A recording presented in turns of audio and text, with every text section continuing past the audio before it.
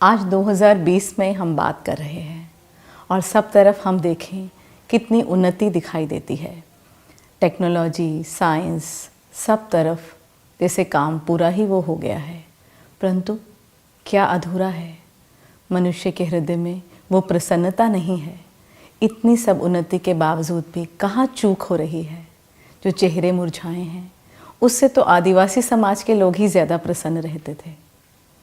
तो ये देखकर मन होता है कि बात की जाए स्त्री पुरुष के रिश्तों की और मित्रता की और प्रेम की और सेक्स की और किसी भी तरह की बात जो स्त्री पुरुष के रिश्तों को अपग्रेड कर सके, विवाह जैसी पुरानी संस्था को भी अपग्रेड कर सके, जिससे आज का युवा निराश होकर भटकन में न जाए।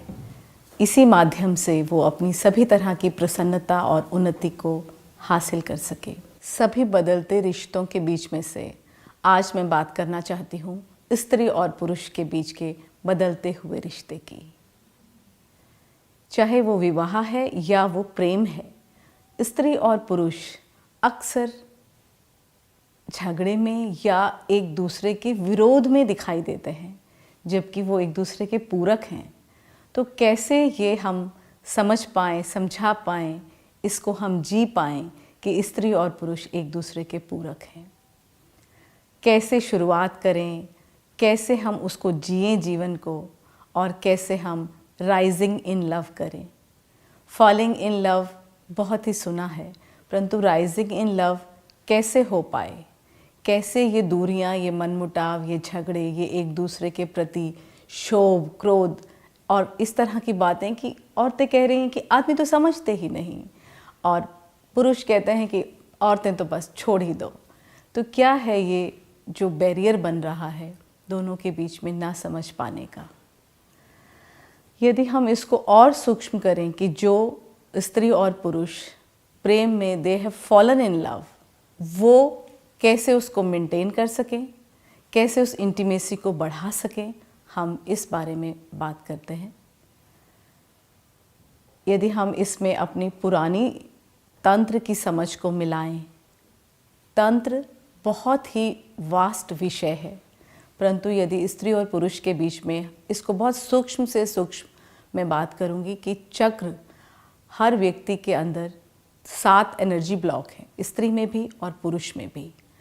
और जो मान्यता ली गई थी स्त्री और पुरुष के साथ की, वो इसी सोच में थी, तंत्र की दृष्टि से या अध्यात्म की दृष्टि से, कि ये 7 चक्रों पर कैसे मिलन हो। लेकिन मिलन कहाँ होता है? सिर्फ क्योंकि हम इस समय एक उपभोक्तावादी चीज़ में जी रहे हैं कि मिलन सिर्फ ये होता है कि इस शरीर को मैं कैसे अपने सुख के लिए इस्तेमाल करूं। तो दोनों का सिर्फ सेक्स सेंटर पे मिलन होता है और हिट एंड रन और बाय बाय। सेकंड चक्र तक होता ही नहीं। सेकंड चक्र है रिलेटिंग का, इमोशनल इंटीमेसी का। कैसे हम इस समझ को जो हम बात कर रहे हैं चक्रों की या पूरक होने की या स्त्री और पुरुष के संबंधों में नए आयाम की, इसको दैनिक जीवन में हम कैसे लाएं? सबसे पहला इसका की है कम्युनिकेशन। कम्युनिकेशन हमारा पूर्वाग्रह से ग्रसित है और हम अपने ही उधेड़बुन में रहते हैं। अगर हम ओपन हार्ट, ओपन माइंड से कम्युनिकेशन करते हैं, और उसके लिए हमें ध्यान भी हेल्प करता है। कई विधियां हैं। कम्युनिकेशन सिर्फ और सिर्फ बोल के नहीं होता है, दिमाग से नहीं होता है, लेकिन हम वो स्पेस ही क्रिएट नहीं करते हैं कि हृदय से हृदय की बात हो, शरीर से शरीर की बात हो, आँखों से आँखों की बात हो। इतना हम स्पेस नहीं देते हैं। तो पहला स्टेप है वो स्पेस क्रिएट करना कि जिसमें ऐसा संवाद संभव हो, एक दूसरे को सम्मान देते हुए उसको समझने के लिए। आधुनिक मनोविज्ञान की दृष्टि से भी देखें हम तो 4 हमारे पॉइंट हैं जिससे हम रिलेशनशिप को बिल्कुल ब्रेक कर देते हैं। BJAP क्या है ये? B से ब्लेम, एक दूसरे को ब्लेम करते हैं हम, तुम्हारी वजह से, तुम्हारी वजह से।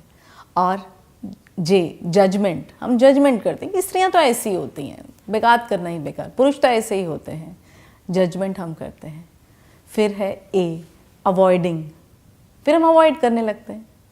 और उसका एक और भी रूप सामने आ रहा है मुझे गलत भी यहाँ समझा जा सकता है, परंतु स्त्री और पुरुष के चैलेंज को अवॉइड करने का फिर क्या है, होमोसेक्सुअलिटी की, पुरुष पुरुष से ही मिले, स्त्री स्त्री से ही मिले। अवॉइड दिस चैलेंज कि स्त्री और पुरुष के बीच में कैसे सामंजस्य हो, तो हम अवॉइड करने लगते हैं। ये तो एक बिल्कुल मैंने अति बताई, अदरवाइज़ भी हम अवॉइड करके और चीज़ों में इन्वॉल्व हो जाते हैं कि ये चैलेंज हमारे से नहीं लिया जा रहा है। और लास्ट है पैटर्नाइजिंग, एक दूसरे को हम पैटर्नाइज करना चाहते हैं, मतलब एक बड़ा है, एक बॉस है और एक उससे नीचे है। पहले ये पुरुष ज़्यादा कि मैं बॉस हूँ घर में, और अभी ऐसा भी है कि स्त्री the time of the female, तो वो सोचती हैं कि भाई मेरा ही जो बात है वो सही होनी चाहिए, जो भी पैटर्नाइज करता है। तो इन सब चीज़ों, चाहे हम आधुनिक साइकोलॉजी में देखें या हम अपनी एंशिएंट विजडम में देखें, सॉल्यूशंस तो बहुत हैं, लेकिन उसके लिए स्पेस, टाइम, एनर्जी डिवोट करनी होती है। जो सारा विकास साइंस और टेक्नोलॉजी में हुआ, क्या बिना टाइम और एनर्जी के हुआ? नहीं। तो रिश्तों का भी विकास, रिश्तों का भी जो नया जन्म है, पुनर्जन्म है, वो बिना समय दिए तो नहीं होगा।